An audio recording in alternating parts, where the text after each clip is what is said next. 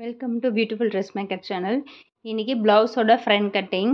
நம்ம இதை எப்படி ஃப்ரண்ட் கட் பண்ண போகிறோம் அப்படின்னா, இது வந்து நம்ம ஆல்ரெடி பேக் ப்ளவுஸ் கட் பண்ணியிருப்போம் பார்த்தீங்களா, அதை அப்படியே மேலே வச்சு வரைஞ்சிக்கணும்.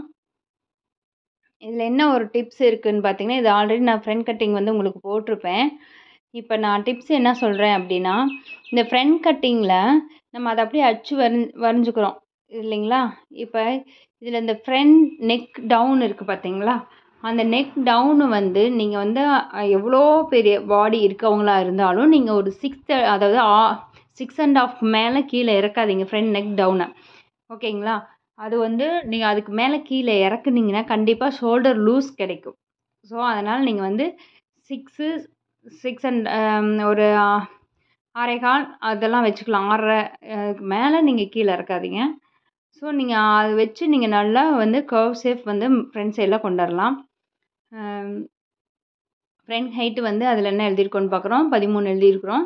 ஸோ அதே அளவு வச்சுக்கலாம். நம்ம மெஷர்மெண்ட் வந்து இது வந்து ப்ளவுஸில் எடுத்த மெஷர்மெண்ட் நான் எழுதி அதே அளவு வைக்கிறேன். நம்ம பாடியில் மெஷர்மெண்ட் எடுத்ததுக்கு எப்படி தைக்கணுங்கிறத நான் வேறு ஒரு வீடியோவில் நான் உங்களுக்கு சொல்கிறேன். இது ப்ளவுஸில் என்ன மெஷர்மெண்ட் இருக்கோ அதை எடுத்து நான் நோட்டில் எழுதி நான் உங்களுக்கு ஒவ்வொரு பார்ட்டுக்கும் உங்களுக்கு வந்து நான் இதில் எக்ஸ்பிளைன் பண்ணிக்கிட்டு இருக்கேன். இப்போ ப்ளவுஸில் எவ்வளோ இருக்குதுன்னு பார்த்துட்டு அந்த மெஷர்மெண்ட் பிரகாரம் நம்ம 13 இன்ச்சு வச்சுக்கிறோம். அதுக்கு இப்போ இந்த சைடு பார்த்துக்கிட்டிங்கன்னா எவ்வளோ ஹைட்டு வைக்கிறோம் அப்படிங்கிறத நம்ம பார்த்து அதே மாதிரி இப்போ ஒரு 5 வைக்கலாம், இல்லை 4.5 வைக்கலாம். அதுக்கப்புறம் ஒரு 1.25, அதாவது 4 வச்சு 1.25 வச்சிங்கன்னா ஒரு 5.25 வரும். இந்த அளவு வச்சா போதும். இது காமனாக நம்ம ஒரு 5.25 5.25 கரெக்டாக இருக்கும் வச்சுக்கிட்டோம்னா 1.25 வந்து நமக்கு மேலே போயிடும், கீழே வந்து நமக்கு பட்டிக்கு வந்துடும். இப்போ இந்த இடத்துல எவ்வளோ டக் பிடிக்கும் அப்படிங்கிறது இந்த இடத்துல மார்க் பண்ணுறோம். 2.5 இன்ச்சு வந்து நான் டக் பிடிக்கிறேன்.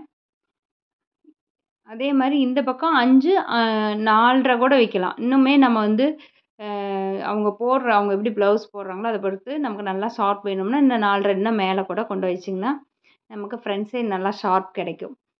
ஸோ நம்ம இன்னும் கீழே இறக்க அந்த ஷார்ப்னஸ் குறையும். ஏஜ்டானவங்களுக்குலாம் கீழே இறக்கிக்கலாம். அந்த லாஸ்ட் சைடில் நம்ம வந்து பட்டி நல்லா பெருசு கொடுத்து மேலே அங்கே இழுத்துனோம் அப்படின்னா நமக்கு வந்து நல்லா ஒரு ஷார்ப் கிடைக்கும்.